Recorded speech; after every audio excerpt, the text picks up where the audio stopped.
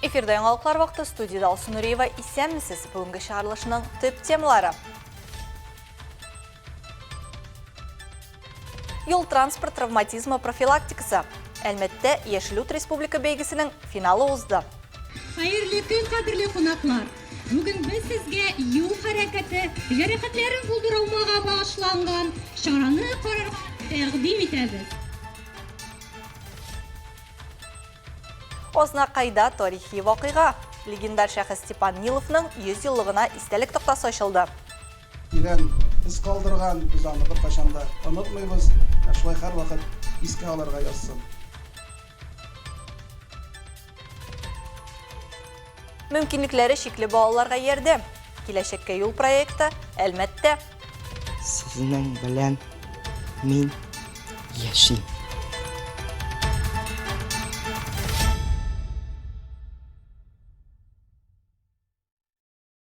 Әлмәттә балалар бакчалары һәм тәрбиячеләр арасында Яшел ут республика бәйгесенең финалы узды.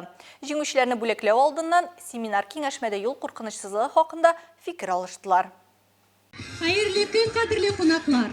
Бүген без сезгә юл хәрәкәте җәрәхәтләрен булдырмага багышланган чараны карарга тәкъдим итәбез. Татарстанда 2 елга бер тапкыр Яшел ут бәйгесе үткәрелә. Аның бурычы балаларны юлда куркынычсызлык кагыйдәләренә иң яхшы өйрәтүчеләрне ачыклау. Быел анда 49 балалар бакчасы һәм 48 тәрбияче катнаша. Җиңүчеләрне Татарстан Республикасы Мәгариф һәм фән министрлыгы, Татарстан Республикасы буенча Эчке эшләр министрлыгының дәүләт автоинспекциясе, юл хәрәкәте иминлеге һәм Татарстан Республикасы Фәннәр академиясенең тормыш иминлеге фәнни үзәге экспертлары сайлады.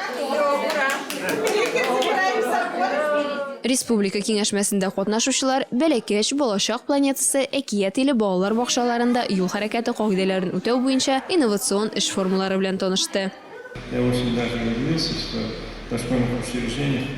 Әлмәтнең бакчаларында фәнни сораулар өстенлек итүен күреп гаҗәпләндем. Безнең юл хәрәкәте иминлегенең 42 хезмәткәре профилактика белән шөгыльләнә. Юхиди алай мактана алмый, ләкин алар өстенрәк роль башкара. Татарстан Республикасы Фәннәр академиясе президенты Рифхат Миңнеханов семинар барышында балалар юл транспорт травматизмын профилактикалау һәм юл йөрү кагыйдәләре пропагандасы буенча эшчәнлек турында доклад белән чыгыш ясады. Пленар утырышта катнашучылар юлларда балаларның иминлеге темасына мәктәпкәчә белем бирү оешмалары эшчәнлегенең актуаль аспектлары турында фикер алышты. Ознакай районы Җиңү бистәсендә тарихи вакыйга булды. Легендар шәхес Степан Ниловның 100 еллыгына истәлек тактасы ачылды. Аны ачу тантанасында районның абруйлы ветераннары, җитәкчеләр, республиканың күркәм вәкилләре, гаилә әгъзалары, балалары, оныклары катнаштылар. Тантаналы чарада катнашучыларны муниципаль район башлыгы Марсель Шайдуллин сәламләп, күренекле шәхес Степан Нилов хакында җылы сүзләр җиткерде. Зур эшләр эшләгән вакытында Ирен из калдырган без аны бер качанда онытмыйбыз. Шулай һәр вакыт искә алырга язсын. Степан Сергеевич районның Вахитов совхозына 38 яшендә җитәкче булып килеп, анда 5 ел хезмәт куя. Ул эшләгән елларда авылда зур һәм әһәмиятле эшләр башкарыла. Совхоз үзгәрешләр кичерә. Авыл хуҗалыгына кертелгән өлеше бик зур ул кешенең. Ул Министерство сельского хозяйства СССРда да эшләгән, аның эшләгән вакытта да эшләгән нәтиҗәләре бик зур. Шуңа күрә без менә бүгенге көндә шушындый шатлыклы вакыйга белән җыелабыз менә монда. Авыл хуҗалыгы фәннәре кандидаты, фидакар җитәкче, Бөек Ватан сугышы ветераны, Октябрь революциясе, 2 тапкыр Ватан сугышы, почет билгесе орденнарына, бик күп медальләргә лаек булган шәхеснең 100 еллыгына истәлек тактасын ачу тантанасында Степан Сергеевичны бары тик сагынып хөрмәтләп искә алдылар. Бүгенге көндә вакыйга ул бик истәлекле, бик бөтен көтеп алган инде. Бу дөньяның нинди генә авырлыгын, нинди генә төшешендә, ашышында күргән кеше. Ул Совнархозда дисеңме, ул шушы менә шушы авылның инде моторлыгын шушында менә бүген шатланып шушында яшибез, күрәбез. Авылның нигезен салган кеше бит. Степан Нилов матур гомер кичерә, игелекле гамәлләре белән күпләр күңеленә уелып кала. Без Степан Сергеевичны, Нилов Степан Сергеевичны 12 яшь вакытында ул монда килгән булган. Менә кешеләрдән ишетепме, ничекме, без аны бик шундый кешелекле кеше иттереп истә калдырдык. Ул сөйләүләре буенча бер кешене дә кем нинди ни белән сорау белән керә, бер вакытта да бурып чыгармаган. Чарада Степан Ниловның балалары, оныклары да катнашты. Без тату дус гаиләдә тәрбияләндек. Әтиебез һәр вакыт үрнәк булды дип искә алдылар алар үз чыгышларында. Җитәкче өчен иң мөһим сыйфат кешеләрне ярату дип әйтә торган булган данлыклы шәхес. Чарада Степан Ниловның оныгы чыгыш ясап, авторы бабасы булган Крестьянин на войне и дома дигән китапны тапшырды. Ул мәгънәле шул ук вакытта тарихи язмалар тупланган бу китапка дип белдерде. Бу район үсешендә тирән эз калдырган шәхесләргә ачылган 70-нче истәлек тактасы булды. Һәм ул Вахитов авылы мәдәният йорты стеналарында урын алды. Илмира Шәрифуллина, Рамил Исламов, яңалыклар вакыты, Луч, Әлмәт телекомпаниясе.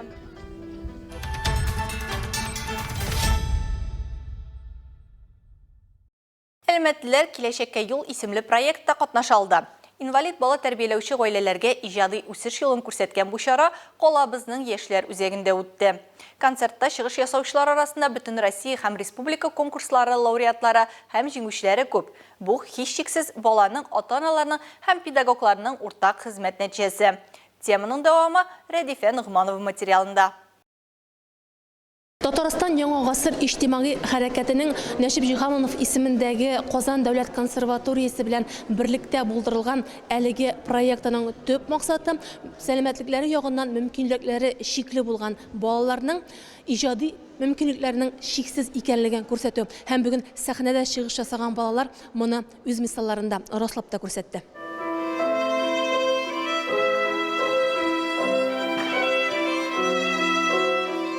Җәмил Хамитов Казан музыка колледжы студенты. Ул сукыр, әмма бу аңа иң катлаулы уен коралларының берсе булган скрипканы буйсындырырга комачауламаган. 18-нче музыка мәктәбен тәмамлагач, ул үсешен Әбхадиев исемендәге музыка колледжында дәвам итә.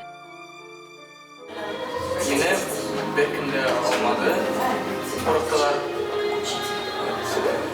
Фотошы бер бисендә алды скрипка. Кыен булмадымы сиңа скрипкада уйнарга? Кыен.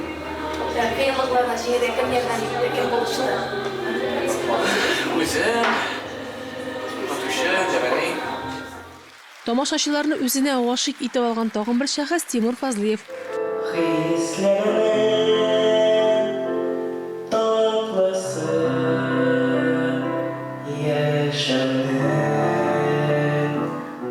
Инвалид креслосында хәрәкәтләнергә мәҗбүр булган 16 яшьлек бу егет җырлап кына калмый, иҗатта итә. Күзләре күрмәсә дә дөнья төсләрен күңеле белән танып ярата һәм яраттыра да белә. Шул турыда җырлый да. Минем өчен сәхнә изге урын, җырлыйм да мин, яшим дә сәхнәдә, сизәм сезнең Йөрәк җылыгызны, сез булганда күңел яшәрә. Сезнең белән мин яшим. Тимурның әнисе Светлана ханым сүзләренчә, инвалид баланы музыка серләренә өйрәтергә атлыгып торучылар булмаган. Шулай да максатчан ана җаен тапкан. Казанның 18-нче музыка мәктәбе укытучылары тырышлыгы белән Тимурны бүген республикада гына түгел, илебездә дә яхшы беләләр. Аның җиңүләре бихисап. Когда стучишься в дверь. Ишеккә шакысаң, ул ачыла. Безнең белән дә шулай булды. Бүген укый торган мәктәпкә эләккәнче, мин башта укый йортларына барып карадым. Бездән курыктылар, укый алмый диделәр. Биредә исә без укый ала торган булдык һәм уңышларга ирештек. Яшьләр үзәгенә килгән тамашачылар өчен югары сәнгатькә кагылырга, классик музыканы тере килеш профессиональ башкаруда тыңларга мөмкинлек туды. Казан консерваториясе студентларының чыгышы сәламәтлекләре ягыннан мөмкинлекләре шикле балаларның сәхнә яулавы белән үрелеп барды. Проект очень важный и нужный, поскольку здесь есть возможность, во-первых, показать детям, которые учатся в районах. Кирәкле проект. Ул музыка мәктәпләрендә укучы балаларга кая таба үсәргә мөмкинлек барын күрсәтә. Иң мөһиме, инвалид балаларга яңа иҗат киңлекләрен ача. Инструментах и уже очень хорошо ими владеют. И, конечно, главная цель проекта – это показать, что дети с инвалидностью тоже могут заниматься музыкой и делать это очень хорошо.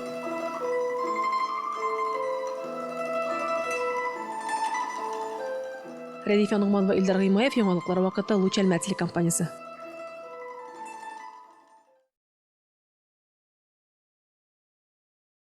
Әлмәттә «Алға киттік» исем астында Алдыңғылар хәрәкәте республика форумы узды. Онда 8 районнан 338 бала һәм яшүсмер катнашты. Сорман, Ширмешән, Ознакай, Бөгелмә, Баулы, Лениногорск, Ютазы, Зәй, әлбәттә инде Әлмәт районнарының беренчел бүлекчәләр вәкилләре шулай итеп тәҗрибә уртаклашты. Алга Әлмәт, алга, йөрәкләр безнең яна.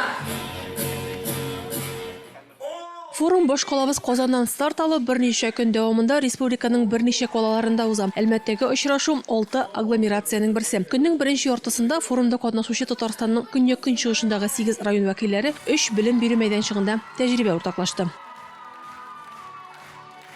Это очень активные дети. Это дети, которые не стоят на месте, которые добиваются. Балалар бик актив, алар бер урында тормый, максатчан, ел дәвамында бик күп файдалы игелекле эшләр башкарган. Әлбәттә, аларга югары бәя бирер идем. Теләкләрем туктап калмыйча алга барсыннар, иҗат итсеннәр, үссеннәр, республикабыз һәм илебезне үстерсеннәр. Творили, занимались спортом, занимались культурой в рамках своего района и развивали Республику Татарстан и Российскую Федерацию.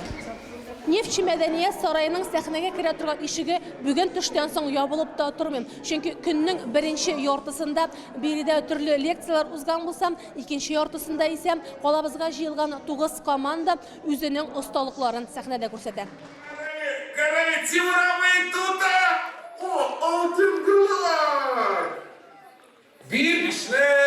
На сцене команда первых Альметьевского муниципального района. Менә сәхнәдә җанатарларның көчле алкышлары астында Әлмәт командасы чыгыш ясый. Аларның төп геройлары Булит белән Шәйбулла, нефтяник хоккей командасы символлары.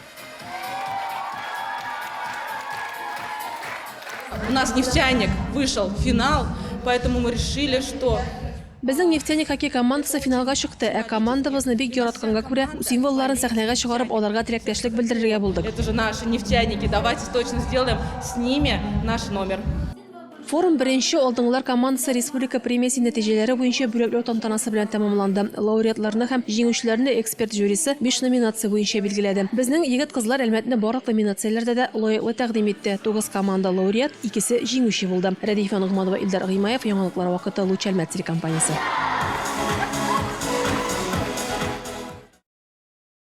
Алдыңгылар хәрәкәте командасының җанатарларның тырышлыгы бушка китмәде. Кичә кич барган финал ярышларында Әлмәтнең нефтяник хоккей командасы Бүтән Россия хоккей лигасының төп трофеи булган Петров кубогы иясе булды. Линия Хәсәншинның очрашудан репортажы алдагы минутларда.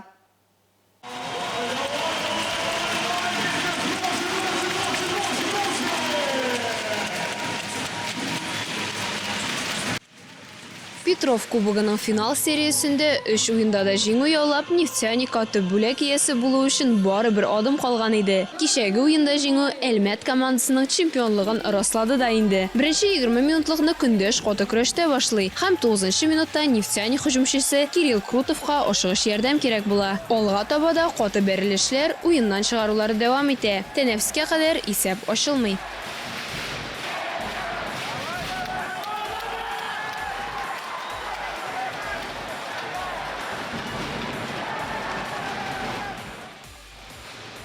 Матчның икенче периодында Әлмәтле Артур Бровкин Тулы өлкәсе капкасына алка кертә һәм 1-0 исәбен урнаштыра. 5 минутта узмый Семен Терехов безнең команданың өстенлеген арттыра.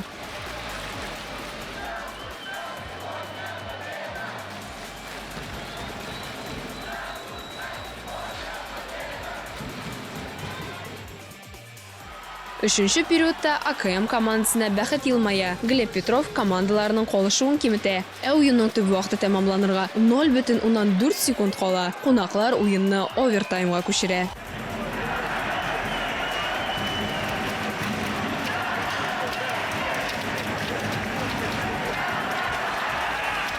Өстәмә 20 минутның 11 минутында Артур Бровкин тагын бер алка кертә һәм финалга, сезонга нокта куя. 8 елдан нефтяник үзенә иң көчле команда титулын кайтара.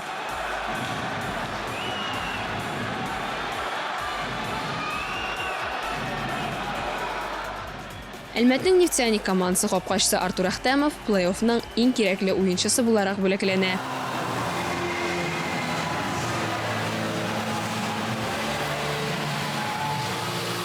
Тренерлар сүзләренчә, нефтяник бердәм команда, тату коллектив буларак кубок өчен көрәшә һәм максатка ирешә.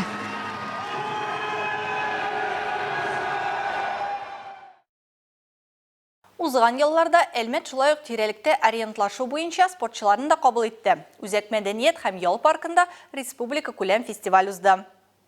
Успехов, хороший старт, финиши, разойтись. Спринтлар кубогы сериясенә өстәп республика ярышлары әлеге очрашуны берләштереп тирәлектә ориентлашу фестивале дип атарга булганнар. Дети пробегают две дистанции. У нас дистанция лабиринт, которая представляет собой... Катнашучылар ике дистанция уза. Беренчесе лабиринт, ул парк территориясендә барьерлар ярдәмендә төзелә. Анда билгеләнгән нокталарны табып, билгеле бер вакытта узарга тиешләр. Икенчесе парк территориясендә ориентлашу. В этом лабиринте определяют порядок прохождения, последовательность прохождения дистанции, контрольные пункты. Вот. И вторая дистанция, которую дети сегодня также будут проходить, это спринт, парковое ориентирование. Тирәлектә ориентлашу фестивале шәһәр паркына 100-дән артык кешене җыйды. Катнашучыларның күбесе мәктәп укучылары булса да, күптән түгел бу спорт төренә өлкәннәр дә кушылуын исәпкә алып, быел өлкәннәр арасында да өстәмә номинация булдырганнар. Ярышларны оештыручылар сүзләренчә, тирәлектә ориентлашу спорт төре буларак Татарстанның эре шәһәрләрендә үсеш алган, шулай ук бу өлкәдә активистлар булып Әлмәтлеләр санала. Менә республикабызның бәләкәйрәк торак пунктларында моның юнәлешендә әле эшлисе бар, ди алар. К сожалению, спортивное ориентирование не так. Кызганычка каршы, безнең өчен өлге булган, мисал өчен, чоңгы ярышлар дәрәҗәсенә җиткерә алмыйбыз. Бу иң башта урыннарда белгечләр җитмәү белән бәйле. Шулай да кулдан килгәнчә үсәргә тырышабыз. Какой-то любитель по ориентированию, но тем не менее, насколько сил у нас хватает, мы стараемся развивать. Мәктәп укучылары арасында спорт ориентлашуы буенча спринтлар кубогы ярышлары калабызда даими уздырылып килә. Ел саен анда катнашучылар да арта. Ярышларның кагыйдәләре гади. Очрашу уза торган территориядә билгеләнгән урыннар картага төшерелгән. Катнашучылар шул урыннарны табып, билгеләргә һәм финишка йөгерергә тиеш. Кем беренче, шул җиңүче. Рәдиф Нугманова, Рафаэль Сафин, яңалыклар вакыты, Луч Әлмәт телекомпаниясе.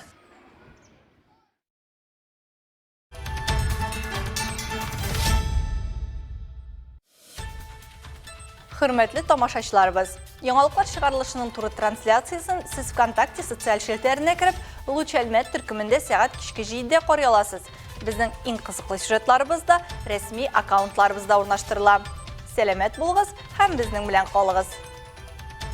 Бүгенге чыгарылышта шулар иде. Мин Алсу Нуриева һәм монтаж операторы Динара Сытинская сезнең белән саубуллашабыз. Исән-имин булыгыз.